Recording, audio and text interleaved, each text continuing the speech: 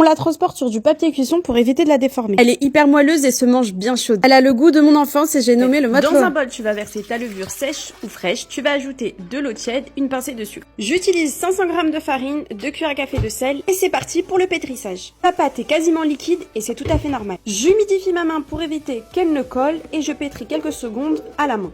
Une fois que ma pâte est assez lisse, je la couvre et la laisse poser 15 minutes. 15 minutes plus tard, elle a doublé de volume, je reprends le pétrissage pour 2-3 minutes jusqu'à que la pâte se décolle des bords. À ce moment-là, tu obtiens une pâte vraiment bien lisse. C'est parti pour confectionner tes galettes. Dans un bol ou une assiette, tu mets de la semoule. Moi, comme j'en avais plus, donc j'ai mis de la farine. J'ai séparé ma pâte en 3 et j'ai formé 3 bâtons. Je les recouvre complètement de semoule pour ne plus qu'ils ne collent. Je la dépose sur une feuille de cuisson et je l'étale légèrement. Je laisse poser 5 minutes et c'est parti pour la cuisson. Je termine de l'étaler dans ma poêle. À feu moyen fort, je la laisse cuire des deux côtés et je la bouge régulièrement pour une cuisson homogène. Ton pain est prêt et il est encore meilleur quand il est tout chaud. Allez, n'hésite pas à t'abonner pour plus de recettes.